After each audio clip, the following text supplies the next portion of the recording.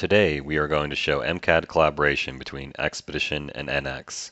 In this example, we will follow a typical design flow. MCAD defines board shape and critical connectors, which will then be passed to ECAD. You can see the design has been placed and outline created. You can also see the component information in the PC Design Navigator.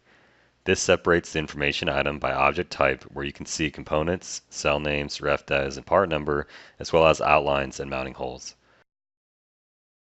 Finally, we will export this information via a baseline to Xpedition. This is unlike any other collaboration file, as this retains a unique identifier for each design object. You can validate the data in the information dialog on what has been exported. Open MCAD Collaborator.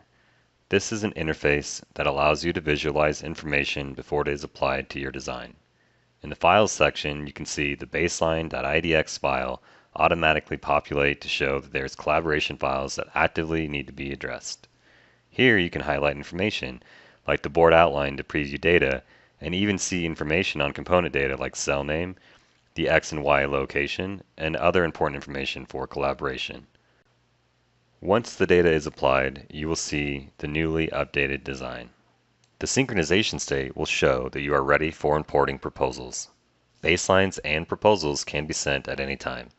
History is automatically updated to allow designers who come back to the design after a period to understand the true design intent during the entire design process. Notice that during the import, we see that one of the components is using the 2.5D extrude. This is due to the fact that the component is not currently modeled. We will use the VX 2.3 features to allow you to quickly align and seat the 3D model to your 2D cell. First, we will import a third-party model. Notice, as you import, you can now see the green arrows that indicate direction for rotation. We can simply select these icons to rotate the part in the right location. Next, we can define a seating plane where the 3D model sits by selecting the bottommost surface of the 3D model. You can also see that the pins are misaligned. We can center the pins of the 3D model using the pin pad command to the through-hole pins in the cell. We now have our model fully aligned. We will skip ahead in the design process to mimic the placement of the entire design to speed up the collaboration process. The functionality for the 3D environment is not limited to just the 3D view.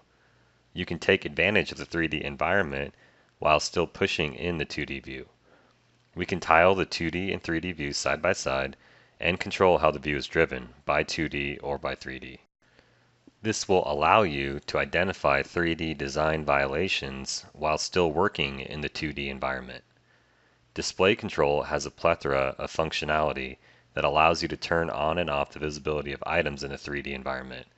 In this case, we can see the component pads as well as the pin through via holes in the design. Let's exchange our newly placed component location data with the mechanical design team. Notice, as changes are made, the Get PCB data button is highlighted yellow to show that there are differences in the data versus the imported baseline. Also, you will be automatically placed in a proposal stage, where only the items that have been added, modified, or deleted will be shown. At any point, you can switch to a baseline file and send the entire information again.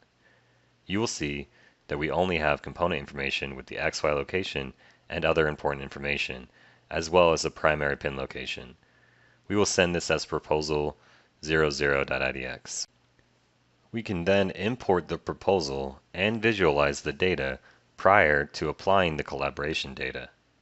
In this example, we will just want to accept all component data. This will automatically create a response file, which is required to close the loop and synchronize the two domains. The response file is automatically highlighted, and we can see all items have been accepted. We will test the exception rejection process, where we will modify the location of a USB connector and board-to-board connector. In Xpedition, you can highlight the movement as well as see the modified location prior to sending the data. We can also write a comment to capture the true design intent. In the mechanical domain, we can review the two component changes and see that the USB connector has been moved. As a mechanical designer has made several key constraints on this particular connector, this component should not be moved, and we will reject the change. The other board-to-board connector is connected through a cable, therefore it can be modified to alleviate routing issues in the electrical design. The electrical designer can review the response by the mechanical designer and see that they rejected the USB connector movement, but they accepted the board-to-board connector.